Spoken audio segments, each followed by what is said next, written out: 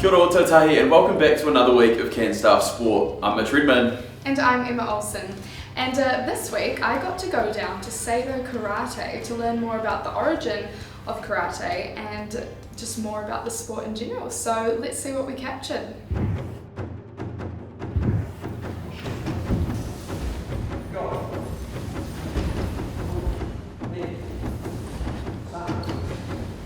We're joined here today by Renzi Hannum, who is the head instructor at Seido Karate in Christchurch. And Renzi has 58 years worth of experience of martial art under his belt, which is pretty awesome. So could you please tell us a little bit about the origin of karate and why people do it? Well, it started in Okinawa, modern karate anyway, and then travelled to Japan. So the style we do is Japanese.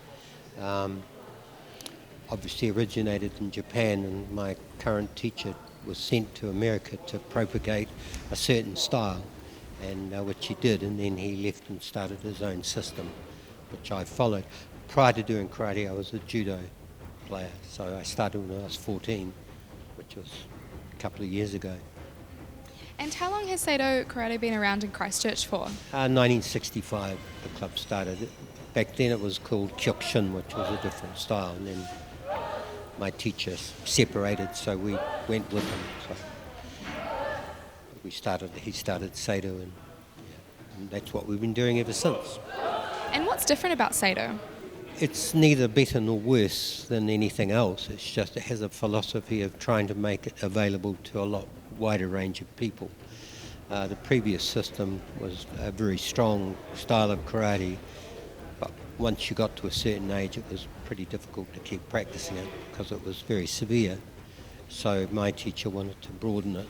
So for instance, in New York he runs classes for the blind and things like that, and we're just starting to run classes for people with Down syndrome, so it becomes more community based. And I've been watching the session and I wanted to ask, why do you say Oz? Well, we want to know that one, people are still alive and that they're still with us, that they're on task, because having to say that keeps them present, and in karate that's quite an important aspect. Tell me a bit about the different coloured belts.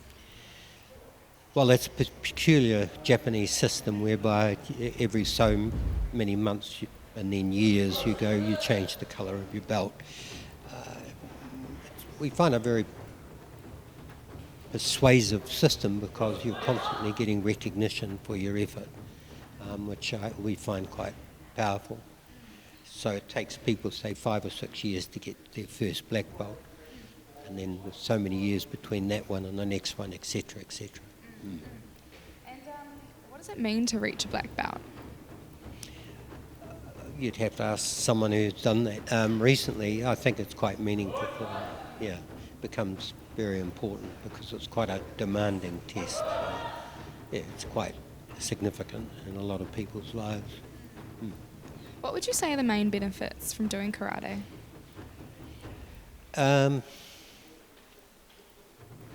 Well, I think you certainly learn respect. You certainly learn manners, because etiquette's quite important in karate. You certainly learn persistence, which is important. So I think there's a lot of learnings to be had in it, which are life learnings. And I think the important thing is they're world learnings as opposed to word learnings. Does that make sense? So you only learn it because you have to go through certain experiences, which is different than listening to someone give a lecture. Different kind of learning. And what do you hope for the future of karate? Well, naturally, we want to see it keeping going, and during COVID, this place was quite a cornerstone for a lot of people. You know, we were running Zoom classes and all that sort of stuff, so we're obviously hoping to see it continue to expand. And if people are wanting to get involved, how do they go about doing that?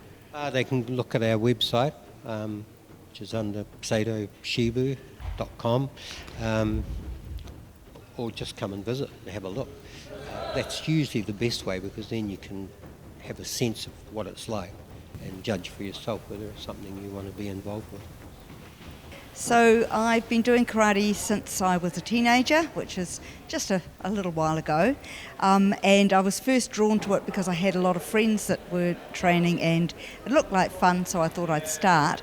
And the thing that I just absolutely fell in love with was the movements, the patterns, the fact that you could just be quite free with your body and actually develop some great flexibility and just really start to get that movement going.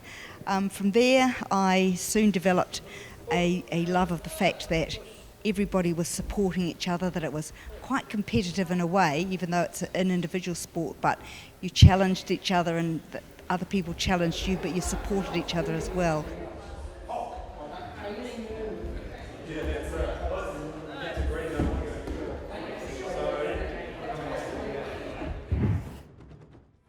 That looked like a pretty cool dojo down there on Barbados Street. It's nice and central. I didn't even know there was one there. Yeah, no, it's a really, really cool dojo, and they're actually very lucky because they own it themselves and have for many, many years, which brings down the prices if you wanted to get involved with karate.